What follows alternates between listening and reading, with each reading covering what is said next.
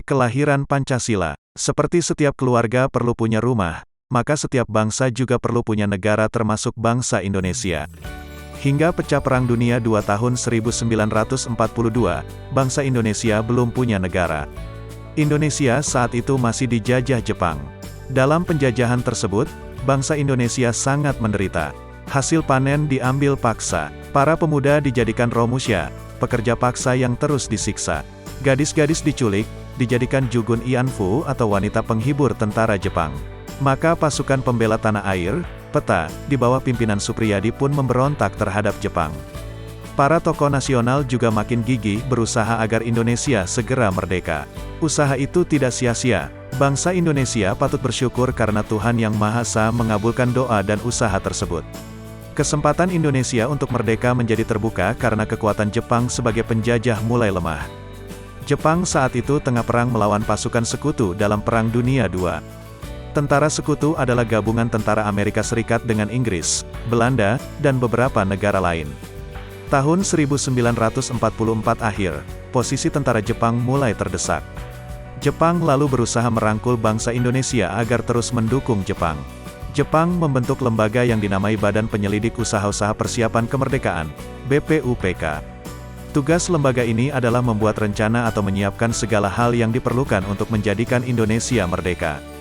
Beberapa waktu kemudian, BPUPK inilah lembaga yang menjadi tempat kelahiran Pancasila. 1. Merancang dasar negara. Kesempatan yang ditunggu-tunggu pun tiba. Bangsa Indonesia mulai melihat peluang untuk membangun negara. Kalau membangun rumah harus dimulai dengan membangun pondasinya. Untuk membangun negara juga harus dimulai dengan membangun dasar negara lebih dahulu yang dilakukan melalui sidang-sidang BPUPK. BPUPK didirikan pada tanggal 29 April tahun 1945, dipimpin oleh Rajiman Wediodiningrat, seorang dokter yang sempat sekolah di Belanda, Inggris, Perancis dan Amerika Serikat. Jumlah anggotanya 69 orang terdiri dari berbagai suku bangsa di Indonesia, wakil suku keturunan asing, serta wakil Jepang. Pada tanggal 28 Mei tahun 1945, BPUPK diresmikan.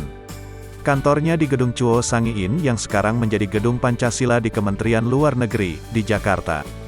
Dalam peresmian itu bendera Indonesia merah putih dan bendera Jepang secara bersama. Wakil Indonesia mengibarkan bendera Jepang, sedangkan wakil Jepang mengibarkan bendera merah putih. BPUPK pun mulai bersidang. Sidang pertama BPUPK ini berlangsung dari tanggal 29 Mei sampai tanggal 1 Juni tahun 1945. Pada pembukaan sidang tersebut, Rajiman sebagai ketua bertanya pada peserta sidang, apakah dasar negara yang akan dipergunakan jika Indonesia merdeka? Banyak hal yang didiskusikan dalam sidang BPUPK tersebut yang juga dihadiri oleh para tokoh agama seperti Kiai Haji Wahid Hasyim dari Nahdlatul Ulama serta Ki Bagus Hadikusumo dari Muhammadiyah. Para tokoh nasional berpidato di kesempatan tersebut.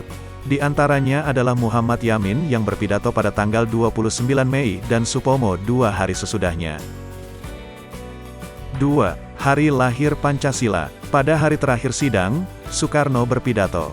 Saat itu Soekarno berusia 44 tahun, dan sudah menjadi tokoh nasional yang terkenal setelah berulang kali dipenjara dan diasingkan oleh Belanda sebagai penjajah.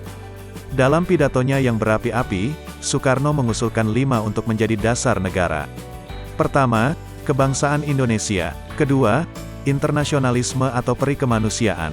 Ketiga, mufakat atau demokrasi.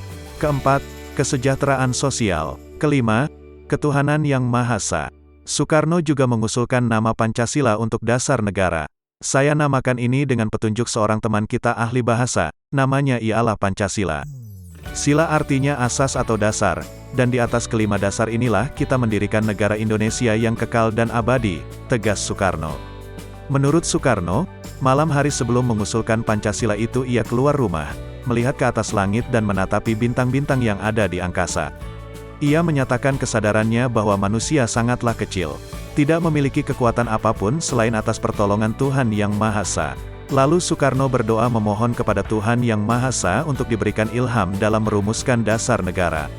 Setelah ia selesai memanjatkan doa, ia mendapatkan inspirasi bahwa dasar negara yang sedang dirumuskan secara bersama harus digali dari bumi Indonesia sendiri, dari kebudayaan yang mengakar pada masyarakat Indonesia.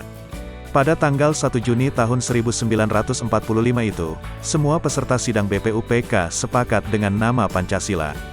Maka tanggal itu kemudian dijadikan sebagai hari lahir Pancasila.